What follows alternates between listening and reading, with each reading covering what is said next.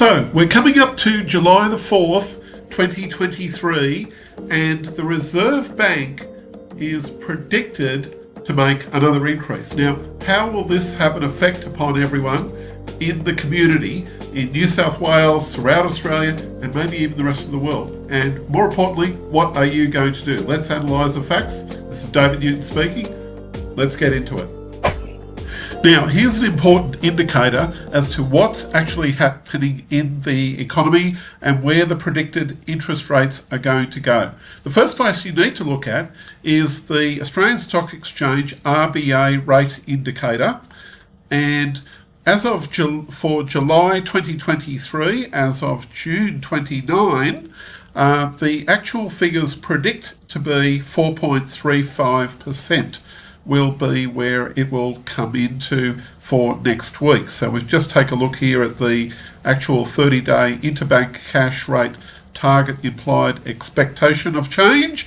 In other words, we're looking here at what the 90-day bank bill rate is. The 90-day bank bill is an indicator because that's what is traded between the banks. It's essentially a 90-day bank bill contract, which is for $500,000, and it's traded as a forward rate type of agreement, and there are delivery contracts which are delivered quarterly out to several years into the future.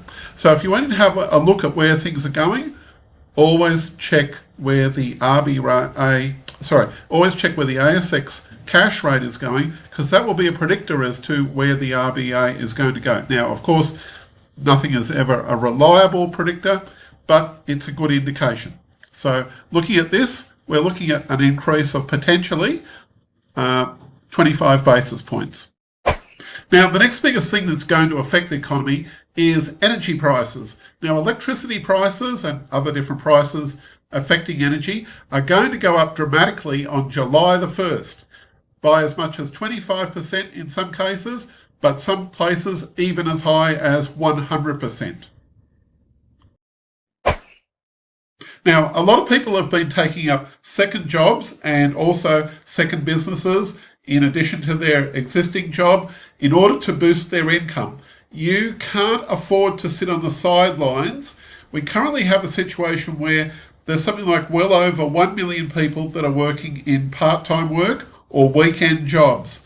Having a look at this figure here, the graph basically shows here going back to 1994, where if we look at this closely, this was post the recession we had to have in the early 1990s, as many of you may recall. And we rose up to the highest amount there being around the year 2004, where we had something like around about 6% of the population were working a second job. And that wasn't matched until we got way over until 2018 at around about the same figure. Now, obviously that dropped off during 2020, but now it's shot up dramatically. Post the lockdown era, we're currently riding at about 6.8%. Now, I believe this figure is actually higher than what the figures are actually showing, but these are the official stats, so we'll go with that. And you'll find this on the Australia Institute website.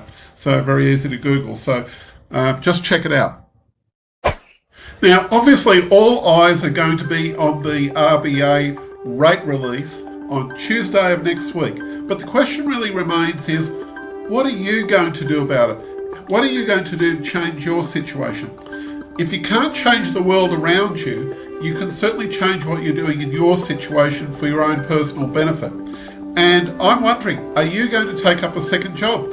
Are you thinking of maybe starting a business on the side? Because if you don't, you're just simply going to have a minimal income there.